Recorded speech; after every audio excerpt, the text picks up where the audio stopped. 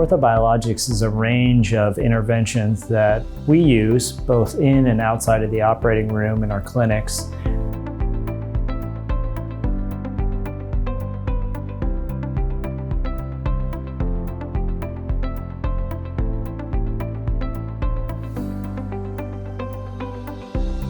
And really the goal of biologics is to try to facilitate remodeling or healing of the musculoskeletal injuries. That's what it's most commonly utilized for.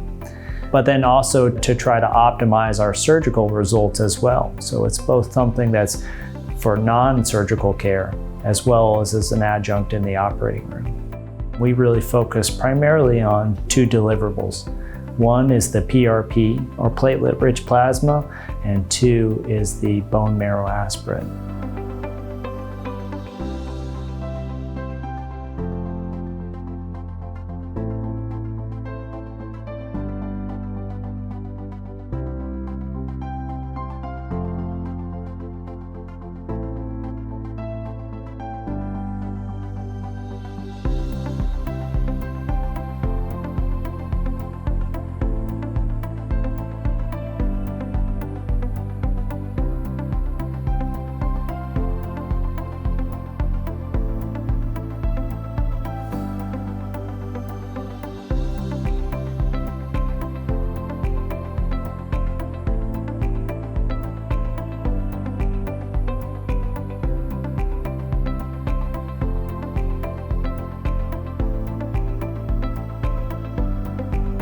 I think the first population that we commonly hear and see things from is those patients that may have some sort of degenerative pathology.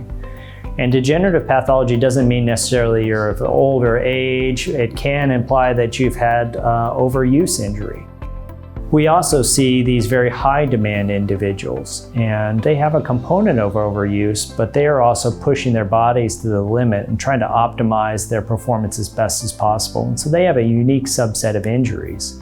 What we know now from the literature is that with the addition of some of these biologic interventions such as PRP, it can dramatically reduce their rate of re-tear if you add that at the time of surgery. Those are typically delivered under some sort of imaging guidance in order to make sure you're getting it into the right spot. So the diagnostic ultrasound can be very valuable for assessing what the structure of that looks like, as well as to guide placement of that injection, which is a needle, and going into the site of injury.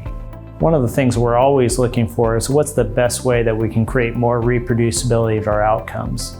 How can we look critically at our results and try to make sure that our patients are achieving their goals that they've set for themselves?